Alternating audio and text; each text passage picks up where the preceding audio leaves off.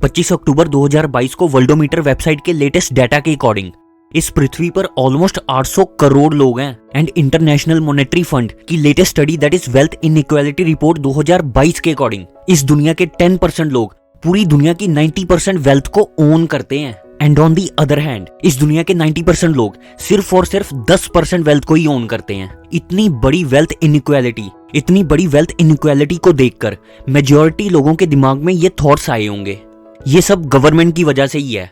अमीर लोग किसी को आगे बढ़ने ही नहीं देते, मोदी सिर्फ अंबानी अदानी का ही है। ये सारी बातें पता है कहां से आ रही हैं? ये आ रही हैं हमारी कंडीशनिंग से, जो हमारे दिमाग में स्टोर कर दी गई है हमारे इन्वायरमेंट एंड हमारे आसपास के लोगों द्वारा। फॉर एग्जाम्पल, हमारा दिमाग पता कैसा है? एक फाइल कैबिनेट की तरह। आपके पास एक फाइल कैबिनेट है जिसमें आपने 5 फाइल्स रखी हैं जिसका नाम है ABCDE। एंड नाउ कुछ दिन बाद आप उस फाइल कैबिनेट में ढूंढने जाओगे तो क्या आपको H नाम की फाइल मिलेगी? द आंसर इज नो, उसमें वही फाइल मिलेगी जो उसके अंदर है। इन दी सेम वे जब भी ज्यादातर लोग किसी अमीर इंसान को देखते हैं तो वो इमीडिएटली ये बातें करने लगते हैं कि ये पक्का 2 नंबर का काम करता है, इसकी गवर्नमेंट के साथ सेटिंग है, इसको सारा पैसा दहेज में मिला है, चालाकियां कर एंड लोगों के साथ स्कैम कर ही इन जैसा अमीर बना जा सकता है। एंड ये सब वही बातें हैं जो लोगों के दिमाग में है। किसी भी अमीर इंसान को देखकर लोगों के दिमाग में ऐसी बातें क्यों नहीं आती कि आज ये सामने वाला इंसान अमीर है तो पक्का इसको कुछ ऐसा पता है, कोई ऐसी इनकम प्रोड्यूसिंग स्किल है इसके पास जो हमारे अंदर नहीं है। वाह, ये इंसान पिछले कई सालों से कंसिस्टेंटली बुक्स पढ़ रहा है एंड डिफरेंट पीपल से सीख रहा है एंड सीखी हुई बातों को अपने बिजनेस और प्रोफेशन में रेगुलरली इंप्लीमेंट कर रहा है। ज्यादातर लोगों के पास तो ऐसी डिग्रीज हैं जो प्रैक्टिकल वर्ल्ड में उनको 10,000 रुपए नहीं कमा के दे सकती, बट अमीर लोगों के पास practical and real financial education है जिसकी वजह से वो आगे बढ़ते ही जाते हैं। ऐसी पॉजिटिव एंड एम्पावरिंग बातें क्यों नहीं निकलती पुअर मेंटालिटी वाले लोगों के दिमाग से? क्योंकि उनकी कंडीशनिंग में, उनके एनवायरनमेंट में, उनके दिमाग में ऐसी बातें पाई नहीं जाती। सो फ्रेंड्स, आज हम एक बहुत ही revolutionary book the secrets of the millionaire mind से देखेंगे ऐसी 17 बातें जो इस दुनिया के टॉप 5% लोगों को, हाई नेटवर्थ इंडिविजुअल को, गरीब लोगों से नहीं, गरीब मेंटालिटी वाले लोगों से अलग करती है। ये बात आप हमेशा याद रखना, कोई भी इंसान जेब से अमीर या गरीब नहीं होता, सिर्फ और सिर्फ सोच से होता है। एंड सोच अमीर हो तो इंसान तो अमीर हो ही जाता है, that is inevitable. So friends, अब हम देखते हैं ऐसे 17 माइंडसेट्स, ऐसे 17 बिलीफ सिस्टम्स जिसको the secrets of the millionaire mind के ऑथर टी हार्व एकर ने कई सालों की रिसर्च के बाद इस बुक में डाला है। So friends, let's begin. Wealth file number 1, rich mentality people believe I create my life, poor mentality people believe life happens to me. इस पृथ्वी में कोई भी इंसान जिसने फाइनेंशियल सक्सेस को अचीव कर लिया है या अचीव करने के प्रोसेस में है, उसके दिल और दिमाग में ये बात फिक्स होती है कि उसकी आज जो भी फाइनेंशियल पोजीशन है उसके लिए वो पूरी तरह से मतलब 100% वही रिस्पॉन्सिबल है। You have to believe that you are the one who creates your success, that you are the one who creates your mediocrity and that you are the one creating your struggle around money and success. Consciously or unconsciously, it's still you and only you. And on the other hand, poor mentality वाले लोग सोचते हैं कि मैं आज अमीर नहीं हूँ तो इसके पीछे पक्का गलती किसी और की है। मैं तो इतनी मेहनत करता हूँ फिर भी भगवान मुझे अमीर क्यों नहीं बनाते, तो पक्का गलती भगवान की है, उन्होंने मेरी किस्मत में अमीर बनना लिखा ही नहीं। Poor mentality people pure victim game खेलते हैं एंड इस दुनिया में हर पुअर मेंटालिटी पर्सन ये तीनों के तीनों या इन तीनों में से कोई एक विक्टिम क्लू देता है। फर्स्ट विक्टिम क्लू है ब्लेम। इस देश की इकोनॉमी बेकार है, ये गवर्नमेंट ही निकम्मी है, ये तो गलत बिजनेस चुन लिया मैंने अपने लिए, दुनिया भर के निकम्मे हैं मेरे एम्प्लॉइज, मेरा स्पाउस तो मेरी तरक्की में सबसे बड़ी रुकावट है। एंड अपने पेरेंट्स को तो अपने जवान होने से लेकर उनके दुनिया से चले जाने के बाद तक भी उन्हें ब्लेम करते रहते हैं कि ये कैसा बाप है मेरा, इसने फैक्ट्री, जमीनें और दौलत नहीं छोड़ी मेरे लिए। Victim clue number 2, that is justifying. And जब किसी इंसान की मेंटालिटी हद से ज्यादा पुअर हो जाती है एंड मतलब उसका फाइनेंशियल एक्यूमेन एकदम गड्ढे में घुस जाता है एंड जब उसको अंदर तक बिलीव हो जाता है कि वो इंसान तो कभी अमीर बन ही नहीं सकता, तो वो ऐसी बातें करनी शुरू कर देता है। मनी इज नॉट इम्पोर्टेंट, ये पैसा पूसा सब हाथ की मैल है, मोह माया है, ये सब पैसे को ज्यादा इंपॉर्टेंस नहीं देनी चाहिए। एंड जो लोग भी कहते हैं कि पैसा इंपॉर्टेंट नहीं है, मैं उनसे कुछ सवाल पूछना चाहता हूँ कि आपके पास घर में जिराफ है? आप बोलोगे नहीं है। वो आपके पास सिर्फ और सिर्फ इसीलिए नहीं है क्योंकि वो आपको चाहिए नहीं है। कि आपके पास घर में ट्रैक्टर है? आप बोलोगे नहीं है। क्या आपके पास घर में जेसीबी मशीन है? आप फिर बोलोगे नहीं है। एंड अगेन, क्योंकि आपको उसकी जरूरत नहीं है इसलिए वो आपके पास नहीं है। इन दी सेम वे, कि आपके घर में बर्तन है, किचन में गैस स्टोव है, घर में एसी, टू व्हीलर है, घर में चप्पल जूते हैं, आप बोलोगे ये सब तो है हमारे पास, क्योंकि आपको इसकी डेली नीड पड़ती है। ये सब आपके लिए बहुत इंपॉर्टेंट है एंड इसीलिए ये सब है आपके पास। इन दी सेम वे, एक बात अपने सबकॉन्शियस माइंड में फिट कर लो कि जो चीज हमारे लिए इंपॉर्टेंट नहीं होती वो हमारे पास होगी भी नहीं। आई रिपीट, जो चीज हमारे लिए इंपॉर्टेंट नहीं होती वो हमारे पास होगी भी नहीं। एंड जो गधे एंड बेवकूफ लोग बोलते हैं कि पैसा इंपॉर्टेंट नहीं है, उनके पास पैसा होता भी नहीं है एंड अगले अनंत काल तक उनके पास पैसा होगा भी नहीं। जब तक वो ये बोलते रहेंगे कि पैसा इंपॉर्टेंट नहीं है, जब तक वो ये बोलते रहेंगे कि पैसा इंपॉर्टेंट नहीं है। एंड मेजॉरिटी पुअर मेंटालिटी वाले लोग ऐसे absolutely and completely useless comparisons करते रहेंगे। लाइक पैसे नहीं, हेल्थ बहुत इंपॉर्टेंट है, परिवार बहुत ज्यादा इंपॉर्टेंट है। पैसे के पीछे नहीं हमको भागना चाहिए, स्पिरिचुअलिटी के रास्ते पर चलना चाहिए। ऐसे डम कंपैरिजंस करने वाले लोगों से मैं पूछता हूँ, आपकी मदर ज्यादा इंपॉर्टेंट है या आपके फादर? आपका हाथ ज्यादा इंपॉर्टेंट है या आपकी लात? आपकी किडनी ज्यादा इंपॉर्टेंट है या आपका लीवर? एंड दोस्तों, अब आप पक्का समझ गए होंगे कि मैं ऐसे लोगों से जो ये फालतू के कंपैरिजंस करते ही रहते हैं इनसे क्या कहना चाहता हूँ। दोनों ही इंपॉर्टेंट है, परिवार भी इंपॉर्टेंट है, प्यार भी इंपॉर्टेंट है और पैसा भी इक्वली इंपॉर्टेंट है, ना उससे कम ना उससे ज्यादा। एंड रिच मेंटालिटी वाले लोगों को ये बात अच्छे से पता होती है कि पैसे की इंपॉर्टेंस क्या है एंड पैसे की हमारे समाज में जगह क्या है। एंड हाँ, आपने रिच मिलियनर्स एंड बिलियनर्स को कहते सुना होगा, do not focus on money, focus on other aspects of your life. लेकिन ये तो रही सिर्फ और सिर्फ बोलने की बातें, सोसाइटी में अपनी देवता कैरेक्टर की इमेज बनाने के लिए बोली गई बातें। लेकिन इन रियलिटी में अगर आप उनके एक्शंस देखोगे तो वो एक्शंस 99.99% नहीं बल्कि 100% एंड एब्सोल्युटली सिर्फ और सिर्फ ज्यादा से ज्यादा पैसे कमाने पर फोकस्ड होंगे एंड होने भी चाहिए। यही बेस्ट एक्शंस हैं, क्योंकि इनकी वजह से ही हमारी इंडियन इकोनॉमी $5 ट्रिलियन या उससे आगे बढ़ेगी। थर्ड विक्टिम क्लू है कंप्लेनिंग। अगर कोई पर्सन दिन भर, हफ्ते भर, महीने भर, साल भर कंप्लेन ही करता रहता है तो अमीर बनना तो बहुत दूर की बात, मुझे तो लगता है कि वो इंसान अपने घर के राशन पानी का इंतजाम भी अच्छे से नहीं कर पाएगा। Complaining is the absolute worst possible thing you could do for your health और योर वेल्थ। एक कंसेप्ट समझो, what you focus on expands. अगर आप अपने बिजनेस पर फोकस करोगे तो आपका बिजनेस एक्सपैंड करेगा। अगर आप अपनी इनकम पर फोकस करोगे तो आपकी इनकम एक्सपैंड हो जाएगी। अगर आप अपनी लाइफ की प्रॉब्लम्स पर फोकस करोगे तो आपकी प्रॉब्लम्स कई गुना बढ़ जाएगी एंड एक्सपैंड हो जाएगी। Wherever your focus goes, energy flows and the result shows. So complain करना पूरी तरह से, मतलब पूरी तरह से बंद कर दो। अगर आप कंप्लेन करोगे तो आप ना चाहते हुए भी ऐसी चीजों को अट्रैक्ट करोगे अपनी तरफ जो आपको और ज्यादा कंप्लेन करने पर मजबूर करेगी। So always remember, you are the creator of your life. तो दोस्तों, वेल्थ फाइल नंबर 1 तो आपने देख ली एंड समझ ली। एंड नाउ अब आपने एक्शन स्टेप्स क्या लेने हैं वो देखते हैं। फर्स्ट, अपने दिल और दिमाग में कसम खा लो कि आज आपकी फाइनेंशियल सिचुएशन चाहे कैसी भी हो, जितनी मर्जी चाहे प्रॉब्लम्स चल रही हो, आप ब्लेमिंग, जस्टिफाइंग एंड कंप्लेन नहीं करोगे। एंड आप उन लोगों से डिस्टेंस मेंटेन करोगे जो ब्लेमर्स एंड कंप्लेनर्स हैं। एंड अगर आपकी लाइफ में कोई ऐसा इंसान है जिससे आप डिस्टेंस मेंटेन नहीं कर सकते, उसके साथ आपको रहना ही पड़ेगा, तो आप अपने दिमाग में उससे डिस्टेंस मेंटेन करो। वो जब भी ब्लेम या कंप्लेन करे उसको एक कान से सुनकर दूसरे कान से बाहर निकाल दो।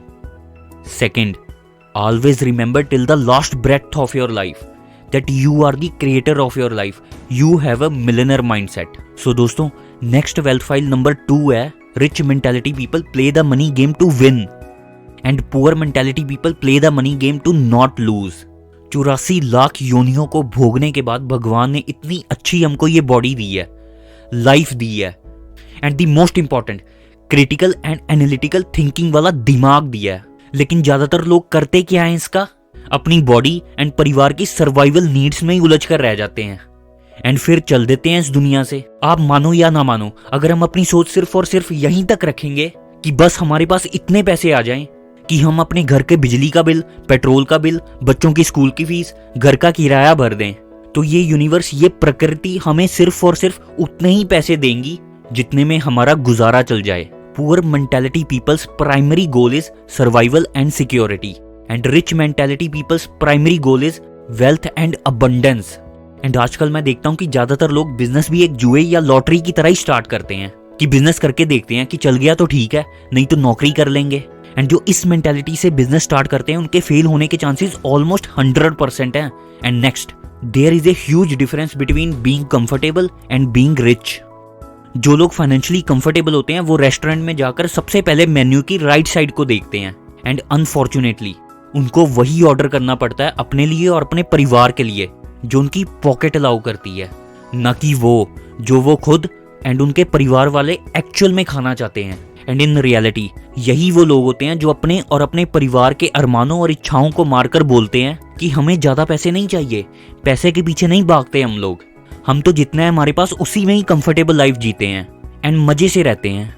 And on the other hand जो रिच मेंटालिटी वाले लोग होते हैं वो जब भी अपनी फैमिली के साथ रेस्टोरेंट में जाते हैं वो परिवार के सामने मेन्यू रख कर बोलते हैं कि जो पसंद है वो ऑर्डर कर लो, जितनी भूख है उतना ही ऑर्डर करो, खाना वेस्ट नहीं होना चाहिए। अम्यूजमेंट पार्क में जब रिच मेंटालिटी वाले लोग जाते हैं तो वो अपने बच्चों को बोलते हैं कि बेटा जो झूला लेना है वो लो, जस्ट इंजॉय करो। एंड दोस्तों अब आप ही बताओ कि दोनों में से कौन ज्यादा कंफर्टेबल है एंड अपनी लाइफ को खुलकर इंजॉय कर रहा है। पहले 3 से 5 साल कंसिस्टेंटली मेहनत करके इन दी राइट डायरेक्शन में अमीर बन जाओ, उसके बाद अगले 50-60 साल कंफर्टेबली अमीर बन के जियो, filled with tons of happiness and joy and of course wealth. And यहाँ पर ऑथर एक बहुत ही वैल्यूएबल बात कहते हैं, if your goal is to be comfortable chances are you will never get rich, but if your goal is to be rich chances are you will end up mighty being comfortable।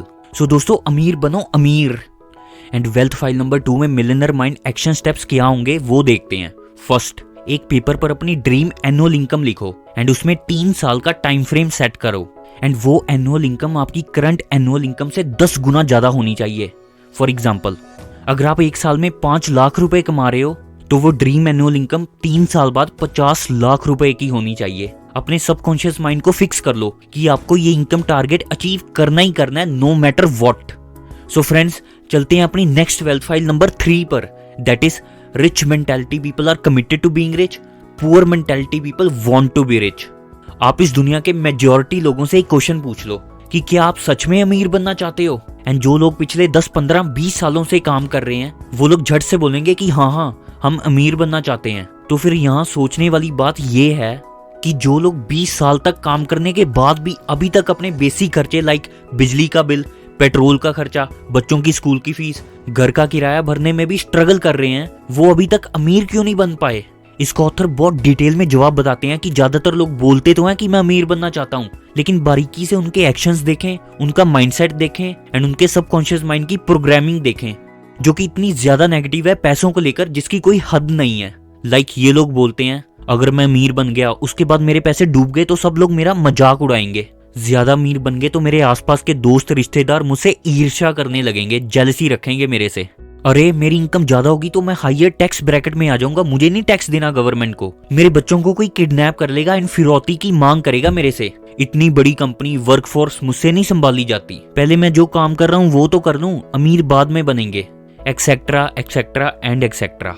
ऐसा लगता है हमको कि poor mentality वाले लोगों की जुबान से ये बातें निकल रही है, बट ये बातें उनके सबकॉन्शियस माइंड की प्रोग्रामिंग से निकल रही है एंड लास्ट में ये लोग इस कंडीशनिंग के साथ कभी अमीर बन ही नहीं सकते। एंड यहाँ पर ऑथर भी बहुत वैल्यूएबल बात कहते हैं, the number 1 reason most people don't get what they want is that they don't know what they want. And अब आप अपने सबकॉन्शियस माइंड से बोलें, अपने आप से बोलें I commit to being rich. And इसके आगे जैसे ही आपके एक्शंस में कमिटमेंट दिखने लगेगी, आपके वर्ड्स एंड एक्शंस मैच होने लगेंगे, मैं सच में कह रहा हूँ यकीन मानिएगा पूरा यूनिवर्स आपको सपोर्ट करेगा, बस आप अपनी तरफ से कमिटमेंट पूरी करो। ये यूनिवर्स, ये प्रकृति, ये भगवान अपनी तरफ से करेंगे, 100% गारंटेड। सो दोस्तों इस वेल्थ फाइल में मिलियनर माइंड के एक्शन स्टेप्स हैं। फर्स्ट, अपनी डायरी में, अपनी कॉपी में सिर्फ और सिर्फ 1 पेज का पैराग्राफ लिखो कि अमीर बनना आपके लिए क्यों जरूरी है। सेकंड, कोई भी ऐसे 5 लोगों का नाम लिखो जो आपकी हेल्प कर सकते हैं बिजनेस में, वर्क लाइफ में, एंड उसके बदले में आप उनकी लाइफ में कैसे वैल्यू ऐड कर सकते हो। ये जाकर उनको पर्सनली फेस टू फेस बताओ, उनको अपने साथ जोड़ो, अपना नेटवर्क इतना स्ट्रॉन्ग करो डे बाय डे कि ये नेटवर्किंग रिलेशंस मल्टी डेकेड्स तक चलें। सो दोस्तों वेल्थ फाइल नंबर 4 है rich mentality people think big, poor mentality people think small. इस पृथ्वी में 99.99% लोग पैसे कैसे कमाते हैं? कोई कम कमाता है, कोई ज्यादा कमाता है, तो कोई बहुत ही ज्यादा कमाता है, तो कोई बहुत ही ज्यादा मतलब हद से ज्यादा पैसे कमाता है। लेकिन इसके पीछे मेन कारण क्या है? नियम, सिद्धांत क्या है इनकम का? वो नियम है law of income. You will be paid in direct proportion to the value you deliver according to the marketplace. आप जितनी ज्यादा वैल्यू डिलीवर करोगे सोसाइटी को, तो सोसाइटी आपको उतना ही ज्यादा पैसे देगी। फॉर एग्जाम्पल, आप एक हेल्थ सप्लीमेंट बेचते हो जिसकी सेल प्राइस है 500 रुपए एंड उस पर आपका नेट मार्जिन है 150 रुपए एंड आप हर साल 20,000 पीसेस बेचते हो, तो इस हिसाब से आपकी ईयरली सेल हुई 1 करोड़ रुपए एंड 30% नेट मार्जिन के साथ आपका नेट प्रॉफिट हुआ 30 लाख रुपए। तो अब आप मुझे एक बात बताओ, अगर आपको एक साल में 30 लाख रुपए नेट प्रॉफिट की जगह 30 करोड़ रुपए नेट प्रॉफिट कमाना है, तो आपको क्या करना होगा? 30 लाख से 30 करोड़ तक पहुंचने के लिए आपको अपने प्रोडक्ट में इन 4 चीजों को इंक्रीज करना पड़ेगा। That is supply, demand, quality and quantity. आपको अपने प्रोडक्ट की सप्लाई एंड क्वालिटी इंक्रीज करनी पड़ेगी ताकि जो भी आप हेल्थ बेनिफिट कमिट कर रहे हो वो एक्चुअल में कस्टमर को मिले। इससे आपको 2 बेनिफिट होंगे। First is customer satisfaction. Customer आपके प्रोडक्ट को खरीदने के बाद रिग्रेट नहीं, ठगा हुआ नहीं, बल्कि सेटिस्फाइड फील करेगा। एंड इसी सेटिस्फैक्शन एंड पॉजिटिव रिव्यू के चलते आपके प्रोडक्ट का वर्ड ऑफ माउथ बहुत ही स्ट्रॉन्ग तरीके से स्प्रेड होने लगेगा एंड अल्टीमेटली आप ही को इसका फायदा मिलेगा। And second, demand and quantity sold को इंक्रीज करना पड़ेगा एक अच्छी एंड सच्ची सेल्स एंड मार्केटिंग स्ट्रेटेजी के साथ।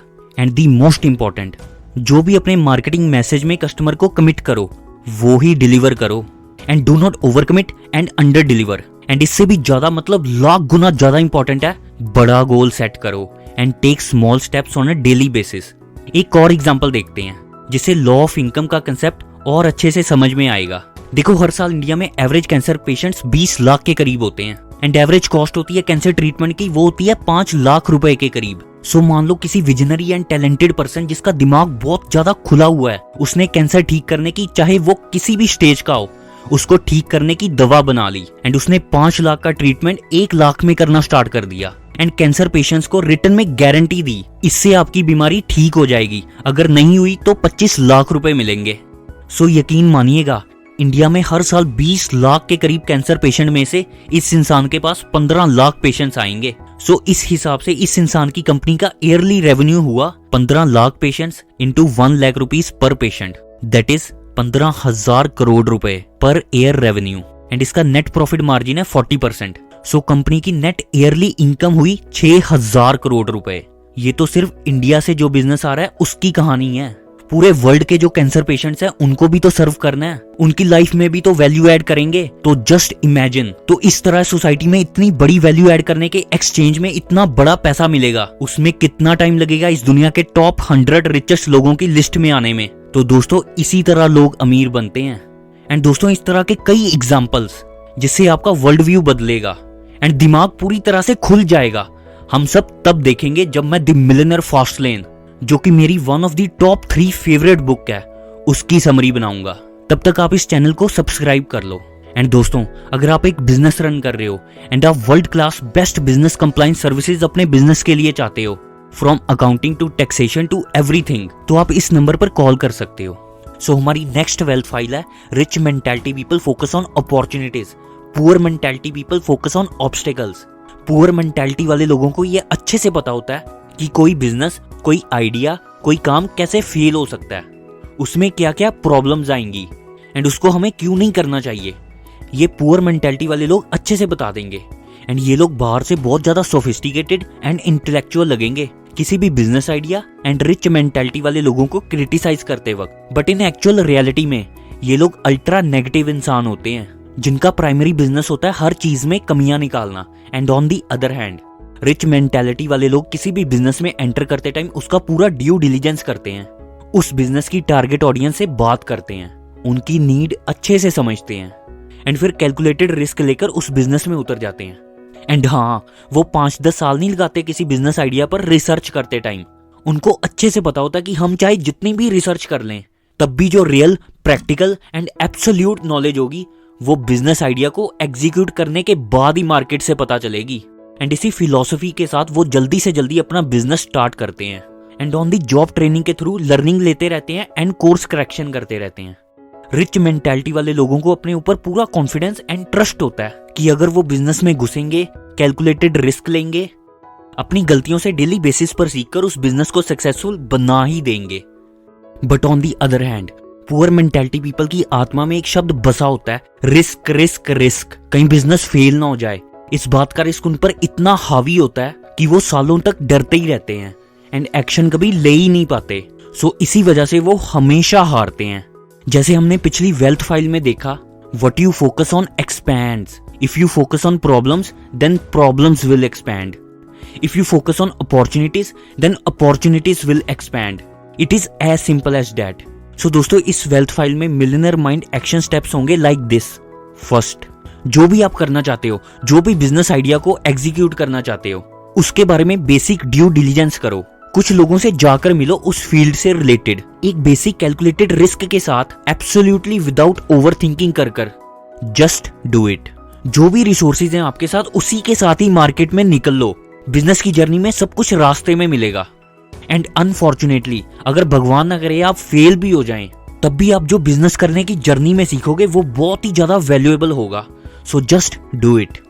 सेकेंड, नेगेटिव लोगों से, पेसिमिस्टिक लोगों से, जो लोग आपको टॉन्ट मारते हैं, जो लोग आपको डिस्करेज करते हैं, आपका कॉन्फिडेंस लेवल लो करते हैं, उनसे डिस्टेंस मेंटेन करो।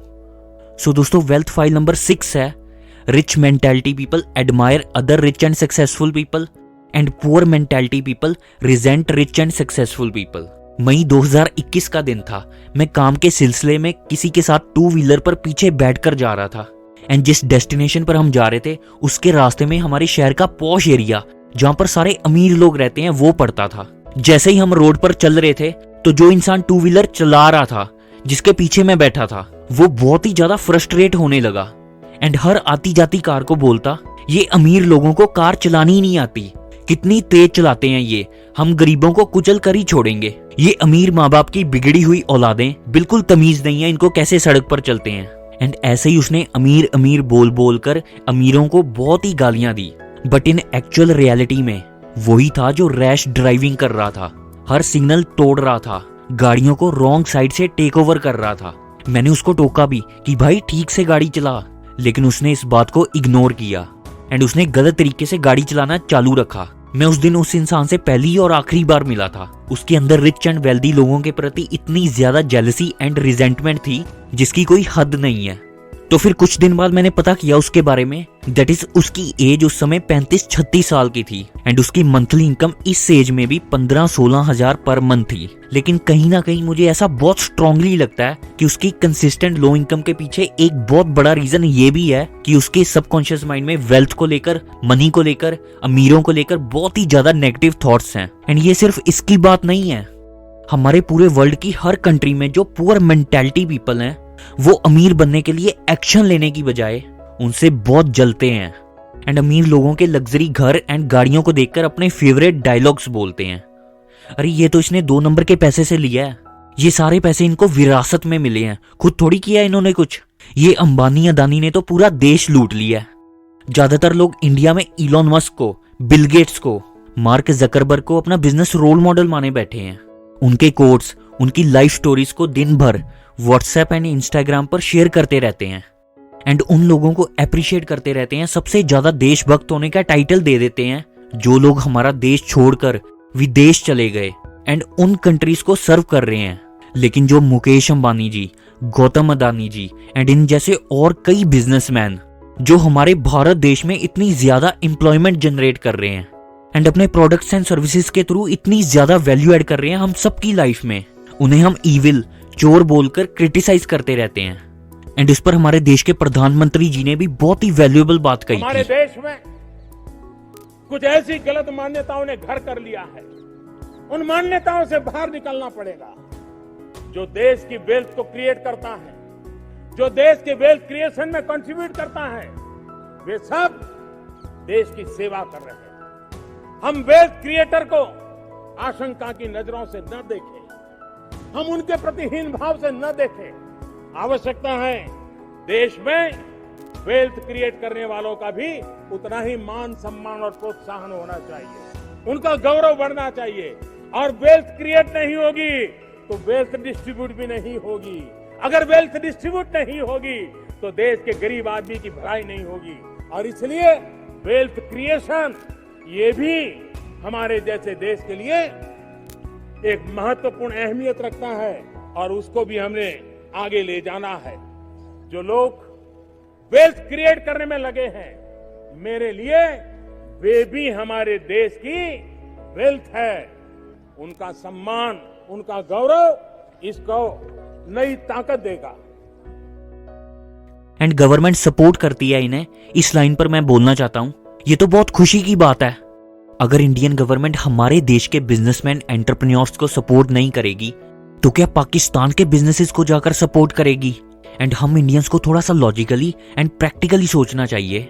क्या ये इतना बड़ा एम्पायर, इतनी बड़ी टीम, इतने बड़े लेवल का आइडिया एग्जीक्यूशन एंड इतने मल्टीपल डेकेड्स की जर्नी क्या सिर्फ और सिर्फ गवर्नमेंट के सपोर्ट पर पॉसिबल हो सकता है? इसमें बिजनेसमैन की मेहनत नहीं है, उनकी स्किल्स, उनका टाइम, उनके एफर्ट्स, इन सब की कोई वैल्यू नहीं है? जरा सोचिए इस पर।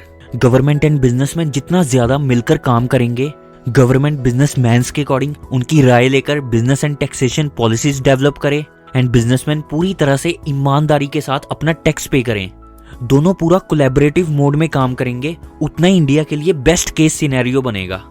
एंड इस वेल्थ फाइल में मैं आपको एक बहुत ही पीसफुल एंड बहुत ही बढ़िया फिलॉसफी के बारे में बताता हूँ, दैट इज ह्यूना फिलॉसफी। इसका सिंपल एंड बेसिक मीनिंग है bless that which you want. अगर आप एक लग्जरी एंड ब्यूटीफुल घर देखें तो आप उस घर को एंड उस घर में रहने वाले लोगों को आप ब्लेसिंग्स दें। अगर आप किसी की कार देखें जो आपको बहुत पसंद हो तो आप उस कार को एंड उस कार के ओनर को ब्लेसिंग्स दें। एंड अगर आप किसी एंटरप्रेन्योर को देखें जो बिजनेस में आपसे बहुत ज्यादा ऊपर है तो उसको जेन्युइनली अप्रिशिएट करें। अगर सामने नहीं कर सकते तो अपने मन में करें, उनको ब्लेसिंग्स दें कि वो और ज्यादा तरक्की करें, एम्प्लॉयमेंट जनरेट करें एंड जीडीपी में ज्यादा से ज्यादा कंट्रीब्यूट करें। इस ह्यूना फिलॉसफी को अपनी लाइफ में इंप्लीमेंट करके जो हमारे अंदर बेस्ट चेंज आएगा वो ये है कि हमारे अंदर जेलसी, रिजेंटमेंट जैसी फीलिंग्स ऑलमोस्ट नेग्लिजिबल लेवल तक पहुंच जाएगी एंड जो लोग हमसे ऊपर हैं उनको हम इंस्पिरेशन की नजरों से देखेंगे एंड ना कि अपने आप को उनसे कंपेयर करेंगे। एंड हम अपना काम एक पॉजिटिव सोच के साथ कंसिस्टेंटली करते रहेंगे एंड आगे बढ़ते रहेंगे। एंड आई एम 100% श्योर अगर आप इस Huna philosophy that is bless that which you want को रिलीजियसली फॉलो करोगे तो जो भी आपके मटीरियल डिजायर्स हैं वो बहुत ही तेजी से पूरे होंगे। सो अब देखते हैं इस वेल्थ फाइल में मिलियनर माइंड एक्शन स्टेप्स क्या होंगे। फर्स्ट, जब भी आपको मौका मिले अपने शहर के पॉश एरिया में जाने का तो जो भी वहां पर लग्जरी एंड ब्यूटीफुल घर दिखे तो उनको अपने दिल से दुआएं दें एंड बोलें कि वाह भगवान इनको और ज्यादा तरक्की दे। सेकंड स्टेप है किसी भी 3 लोगों को अपने इंटरेस्ट एरिया में जो आपकी इंस्पिरेशन है एंड जो आपसे बहुत ऊपर हैं उनको ट्विटर या इंस्टा पर अप्रिशिएट करो कि वो बहुत ज्यादा अच्छा काम कर रहे हैं एंड इससे आपको बहुत ज्यादा खुशी होगी। सो फ्रेंड्स, ये थी फर्स्ट 6 वेल्थ फाइल्स, एक बहुत ही revolutionary book the secrets of the millionaire mind से। अगली वेल्थ फाइल्स हम नेक्स्ट पार्ट में देखेंगे। एंड अगर आप अपना एक बिजनेस कर रहे हो एंड आप अपने बिजनेस के लिए world class best high quality compliance services चाहते हो तो आप अभी इस नंबर पर कॉल कर सकते हो। So friends, thank you very much for giving this video your valuable time. See you in the next video. All the very best for your great life.